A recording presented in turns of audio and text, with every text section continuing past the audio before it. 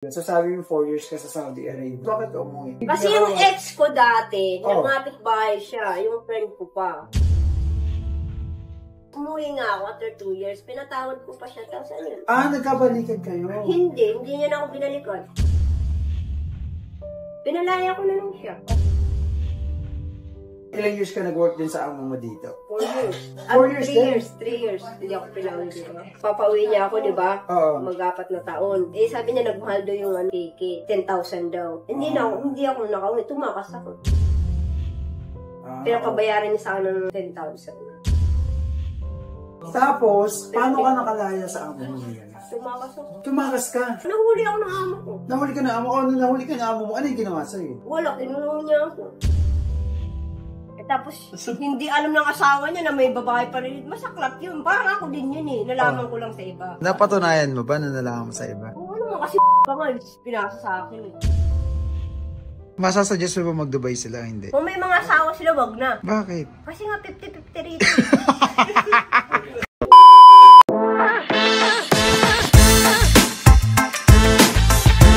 Welcome to Dubai po sa UAE.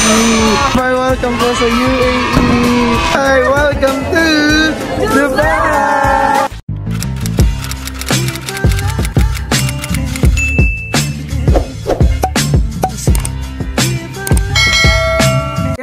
For today's video, nandito tayo ngayon sa isang flat natin at kakamustahin natin isa sa mga kabahay natin dito. At aalamin natin yung buhay niya kung paano nga ba siya napunta dito sa Dubai, ano nga ba yung trabaho niya ngayon nandito siya sa UAE, at kamusta yung pamumuhay niya. So ngayon, ating i-welcome si Ate Magda! Yes! What's your YouTube channel? Sabihin mo sa kanila.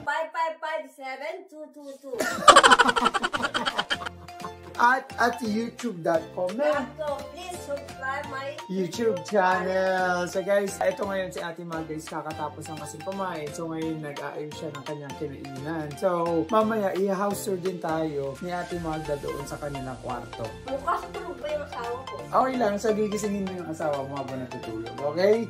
Sige guys, so tatanungin natin si Ate Magda. So sige, habang ganyan ginagawa mo. Ate Magda, so kamusta ka naman dito sa Dubai? Okay naman, masaya na ako ngayon. Bakit ngayon? Dati ba hindi ka masaya? Dati hindi, kasi hindi ako nakakalabas eh. Bakit? Ano ba yung trabaho mo dati dito sa Dubai? Dati sa sa loob ng bahay. Pero ngayon outside na ako. Outside? Yeah. Outside na ba? Ano yun? Nasa labas ka ba? Hardinero ka ba? Hindi, I mean, sa labas na ako. Paano sa labas? Sa labas ng bahay. Anong ginagawa mo sa labas ng bahay? Hindi, stay out ako, di ba? Ay, stay out yun pala yun. So, syempre nilinaw lang natin. Baka kasi tanongin ng mga kaano natin dito na kung ano yung trabaho mo sa labas ng bahay. Mamaya nag-field work ka pala. Pero ganun ulit ang trabaho ko. Oo. Sa bahay, lahat na, all around. So, ano yung ginagawa mo sa bahay ngayon? Nag-aalaga ka ba ng bata? Nagluluto? At saka bahay. Naglilinis ako.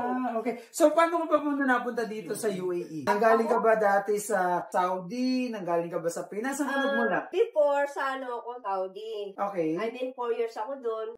And then, after that, pagpunta ako dito, ano ba yung tawag? Tumalon ako? Cross country ka? No. Ano? Tumalon ka? I'm going Philippines first and then come here. So pumunta ka na, umuwi ka ng Pilipinas, yeah. Natapos yung contract mo sa Saudi Arabia. Only 4 months only. Bakit 4 months lang? Because it's expensive, you know, in Philippines. It's expensive in the Philippines. Yeah, so right now. That's why I need to work again. Come back here. So pumunta ka ng UAE para magtrabaho, para magbakasyon sa Pilipinas. Para may pambakasyon. So talaga lagi mo ka din sa UAE para pambakasyon sa Pilipinas susunod. Hindi naman, nandito na ako. So medyo magulo lang. So nanggaling ka. So unang-unang trabaho mo is nandoon ka sa Saudi. Okay, sa Pilipinas pumunta ka ng Saudi through agency. Nagka-play ako. Okay. Ay, hindi tourist lang ako. So nagbayad ako ng 1.8. Pwede ang tourist sa Saudi Arabia? Hindi, I mean, nakauwi na ako sa Pilipinas, diba? Okay. Nag-apply ako ng tourist. Okay. Tapos 1.8 ang binayaran ko. Nag-apply ka ng tour from Philippines, papunta dito, nag-apply ka ng tourist. Oo. May kamag-anak ka ba dito? Wala eh. Yung sa agency siguro yun. Tourist lang siya. Saan ka diretso from Philippines to? Dito na, Dubai. Pero may ka na nun? Trabaho agad pagdating dito? Hindi, nag-stay muna ako sa Tadbir. Tadbir pala. Kasi ang Tadbir talaga, sila yung nagpa-process ng mga DH or whatsoever. So, after dun sa Tadbir, binenta ka nila? Siguro 3 araw lang. Pero binenta ka agad. Ganon kasi ang kalakaran ng Tadbear, so parang paano mo na mga tao, pagkatapos ibebenta yung mga tao, i-interview ng mga lokal, di ba? Tapos maglilinisin ka muna. Ah, may trial. Kinulong din ba kayo? Kasi may kakilala ako, kinulong sila sa ano. Sa bahay lang naman. Kinulong kami sa bahay. Kinulong nakapadlock, anong bawal lumabas. Hindi, kasi baka bawal ang tumakas. wifi tsaka cellphone. Ay, ganun. So, actually, medyo illegal yun. Bawal yung ganun. Okay Pero, lang. bunto muna tayo dun sa Saudi Arabia. So, sabi mo 4 years ka sa Saudi Arabia. Nag-ano ka rin doon? Nag-DA ka rin? Oo, sa bahay din ako. Oh, naka-4 na taon ka.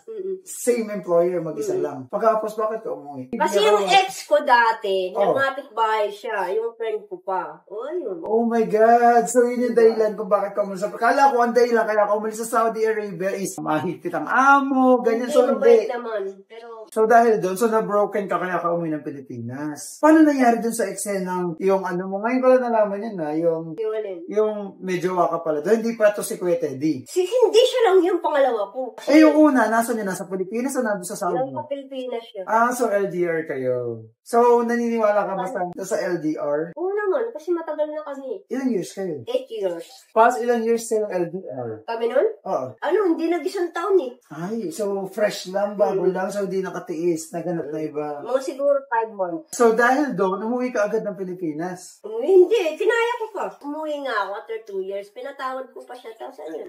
Nagkabalikan kayo? Hindi niya na ako binalikan. Pinalaya ko na lang siya. Ilan kayo naging, naging magjowa kayo ni Kuya Teddy ngayon? Umuwi ka ng Pilipinas, tuluyan na kasi niloko ka ng isa. Hindi, wala pa. Yung nasa Saudi na siya. Saan mo nakilala si Kuya Teddy? Di ba taga-Cavite? Kapit-bahay namin siya. Oh my God. So, Dati kasi siya nagtatrabaho sa sabay sa passport, DFA. DFA. Pero, di ba may jowa ka na nasa Pilipinas? Kasal kayo nun? Hindi kami kasal nun. Jowa mo siya, pero kapit-bahay mo si Kuya Teddy, kahit may jowa ka, may nangyari sa'yo ni Kuya Teddy? Hindi! May asawa pa yung si Chidoro. So, nung naging kayo ni Kuya Teddy, may asawa pa siya? Oo, no. Ay, so naging kayo, may asawa pa siya? Hindi, tinulungan niya ako nung wala na sila ng asawa niya. Kasi sabi mo lang kayo ni Kuya Teddy, may asawa. So, ikaw ang dahilan kung bakit nag-break ang asawa ni Kuya Teddy? Hindi wala na sila eh. Walay na sila eh. Ay, walay na ba? So, okay. So, Siyempre, hindi ko gagawin yung ginawa ng ex ko. Alam mo yung pakiramdam ng... kasi sabi mo, nung naging kayo ni Kuya Teddy, may asawa pa siya? Oo, no. Hindi mo kasi ako naiintindihan. Sorry. So, ngayon, sa Pilipinas, magkapit-bahay kayo, naging kayo na nung naghiwalay sila. Hindi ba? So, nasa Pilipinas ka, si Kuya Teddy, nasa Saudi. Nasa Pilipinas, hindi, wala pa siya. Noon pa ang panahon na yun. So, ngayon, nandito ka, si Kuya Teddy, nasa Saudi, doon kayo naging kayo. So, mahilig ka sa LDR. Ako? Oo. Hindi naman eh. So, naging kayo, nung naging kayo ni Kuya Teddy, hindi pa kayo nagkita? Hindi pa kami nung so sinagot mo siya through Facebook ka nun? Paano mo sinagot? Yung nagkita na kami dito, di ba? So it means jowa pa lang kayo nun, hindi pa kayo nun? Oo, magkakilala lang kami nun. Tapos nung naging single na siya, ayun na. Unang araw pa namin. Naging kayo na.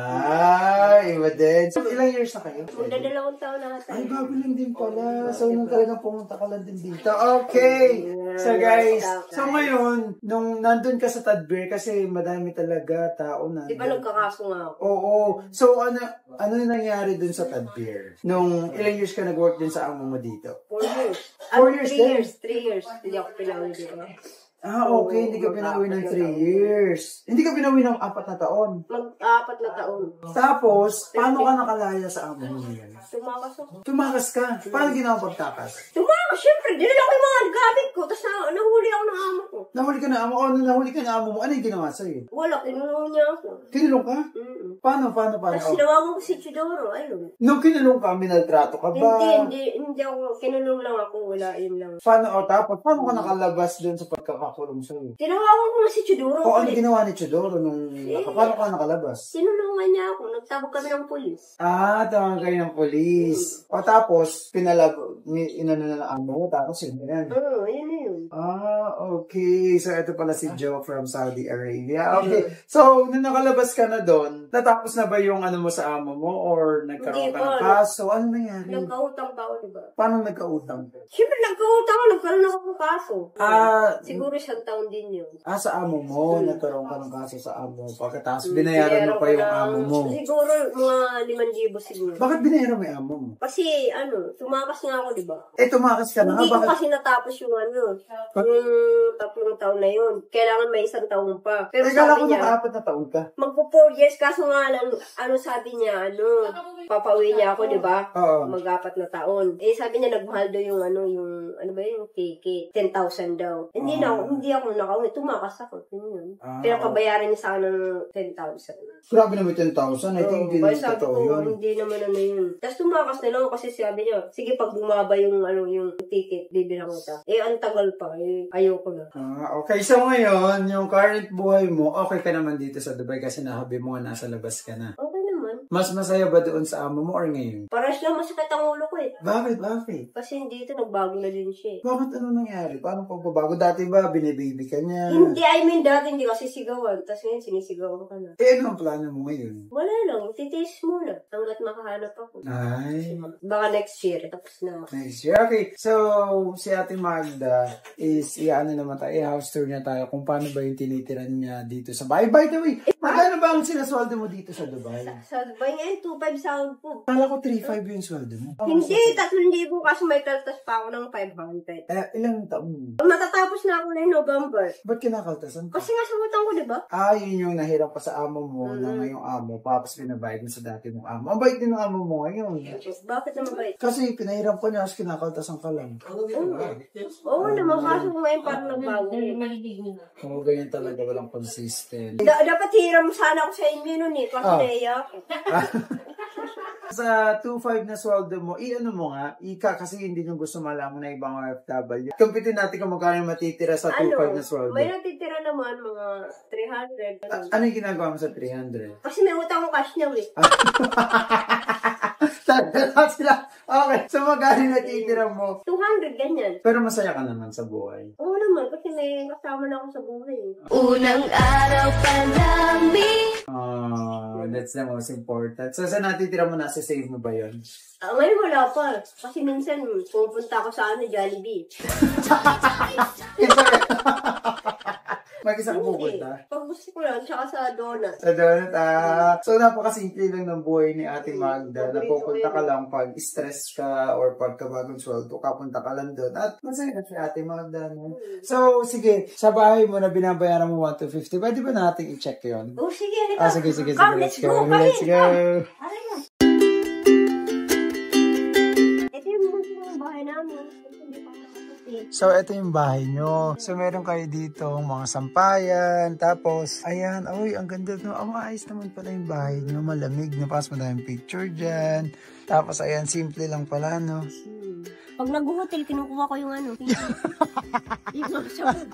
Kala ko naman kung ano yung kinukuha mo. Okay, so, dito sa kwarto, meron din tapos dito pala GR dyan, tsaka Chichay, dyan yung bahay nila. Okay. Ang cool. So, kurtina pala yung ano na dito. Tsaka, halika rito dito. Tingnan mo yung sala namin. Sige. Ayan yung sala namin. Ito. Ayan. Ito si Chidora, si Letlet. Ito si Letlet. Ano? Best friend. Ano dyan? Si Jo, asawa niya. Asawa niya? Okay. Punta tayo dito. Bakit may pa-house tour? Aga. Dito tayo. Ito naman sa mga bed space. Yung mga single, yan. Pag single dito sa ano? Dito. Yung mga walang kapartner. Pag may katuwang na sa buhay. Yan. Dito, kay Makoy, kay Benma, kay Jessa, dito kay Lorraine, nakalimutan ko pangalan ng siya. Dito tayo. Let's go tayo dito.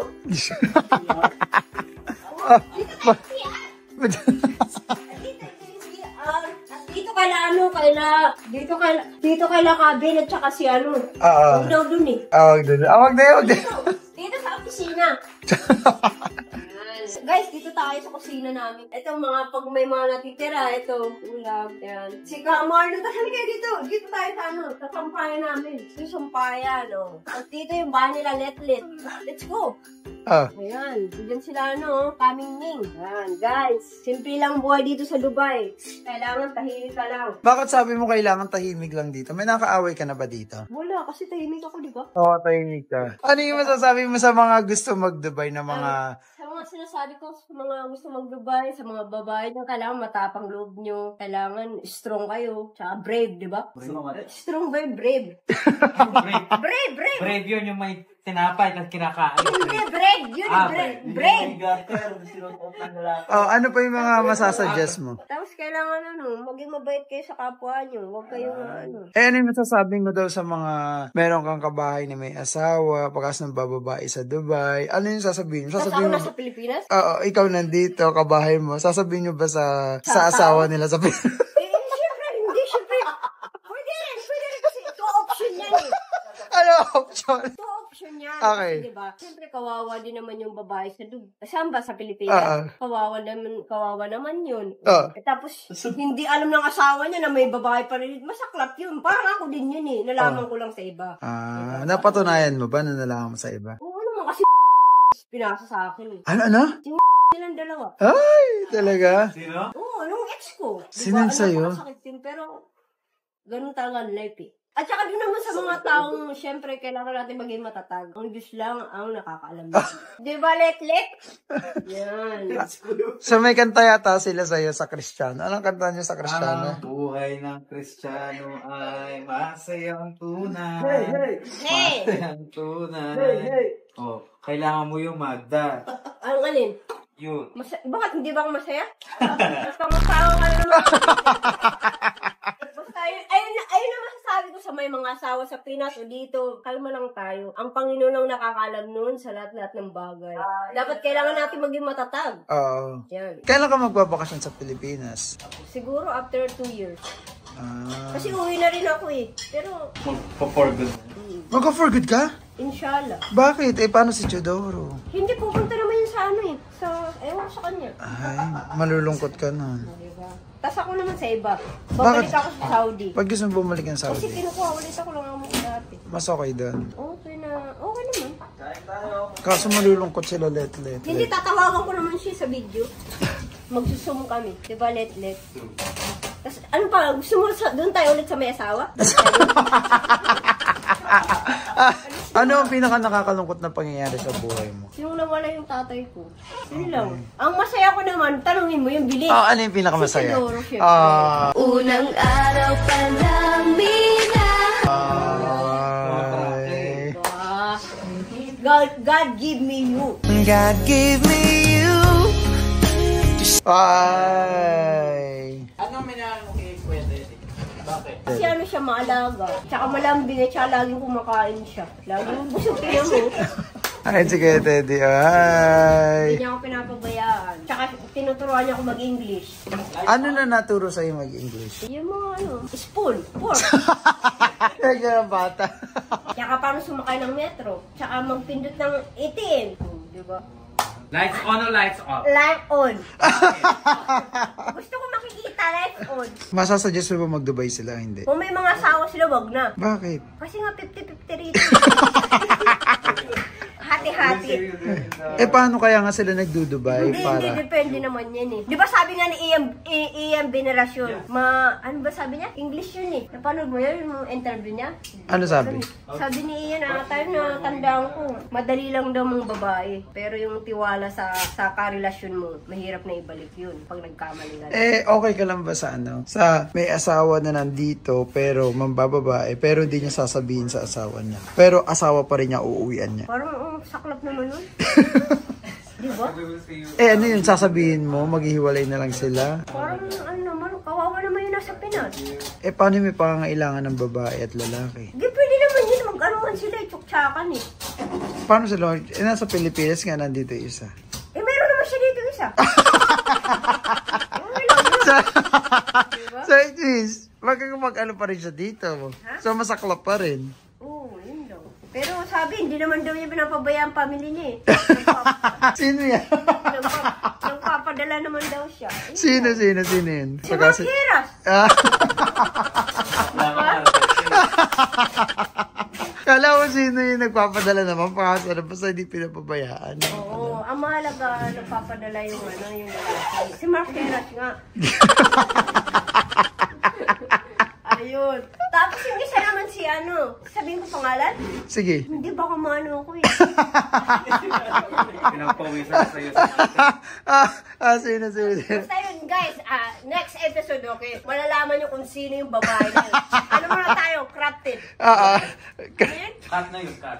Cut! Okay guys, sa uulitin ulit guys. Sige, Sa bye! susunod guys, yung sino yung babae, the who. Okay, promote mo yung YouTube channel mo. Ano yung channel ko? Wala pa ngayon. Go. 555226, please subscribe my channel. Yahoo.com. Yes, bye-bye! Huwag niyong kalimutan yung the next who, the girl. Bye guys!